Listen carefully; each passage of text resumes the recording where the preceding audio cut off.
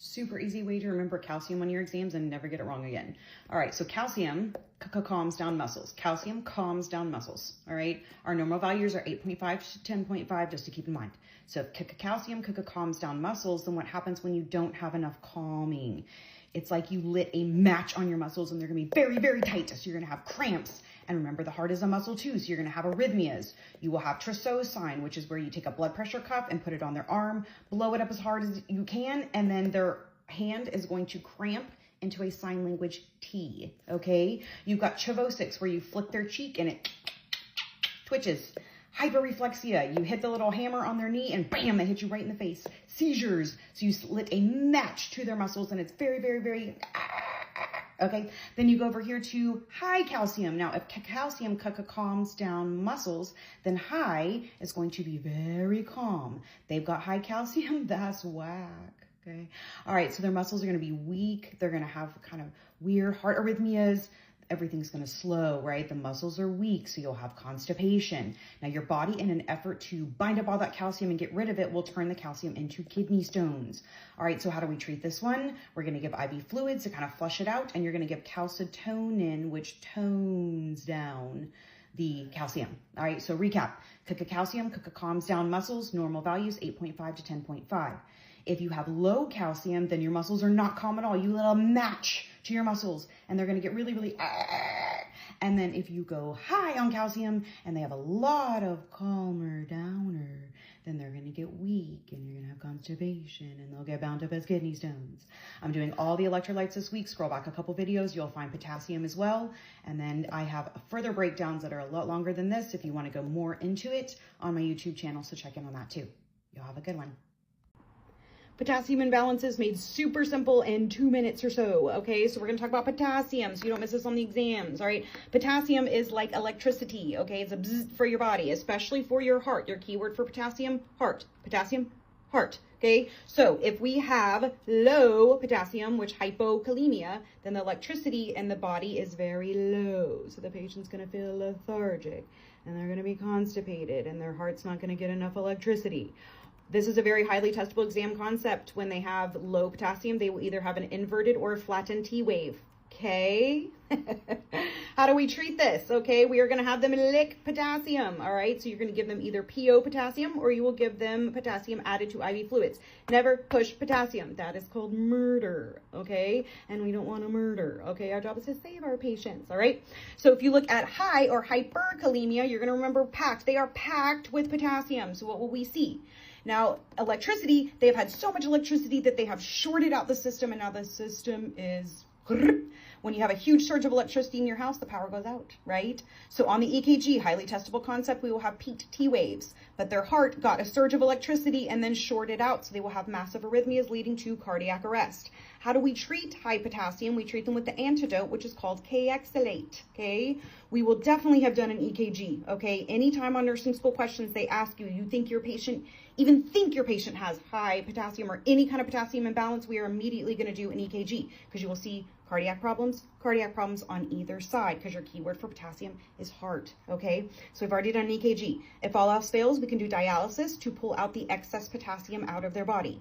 Now, in high potassium, you'll also see decreased muscle function. Remember, we have shorted out the entire system. So they may be so low on everything because we have shorted it out, right? There's nothing.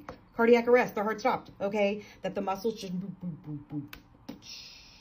All right, so recap really quick. Potassium is electricity. Keyword for potassium, heart. If you don't have enough electricity and you have low or hypokalemia, lethargy, inverted or flattened T wave, constipation, cardiac, okay?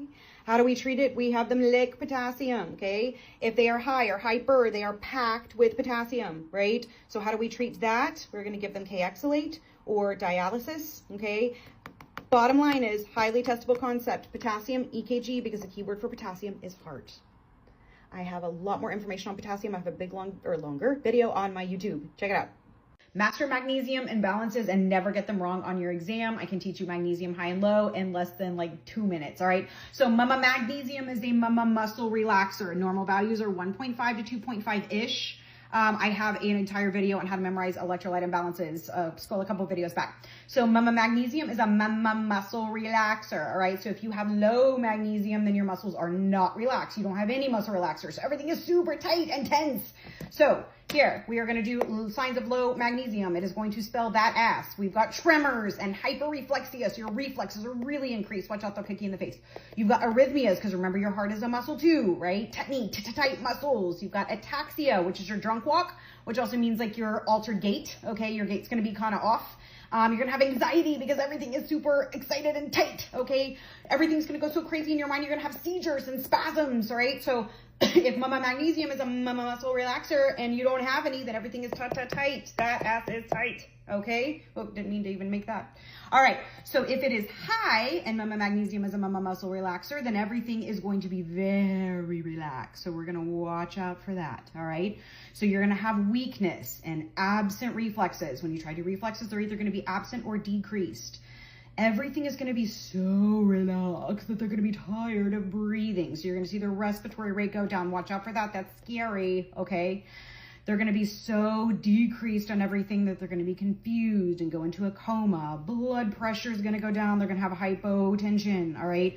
So everything goes down because you have a lot of muscle relaxer, all right? So to recap, magnesium is a muscle relaxer. Normal values 1.5 to 2.5. If your muscle relaxer is low, then everything is tight. That is tight, okay? And then if it is high magnesium, okay, then everything, you've got lots of muscle relaxers, so everything is going to be very, very weak. So if you want to remember magnesium, just watch that ass.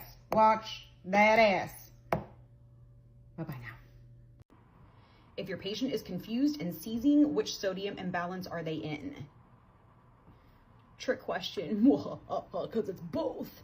All right, people get confused on sodium because the signs and symptoms sound the same and because a lot of them are, and here's why. Sodium controls brain size, okay? And so it can make your brain swell or it can make your brain shrink, okay?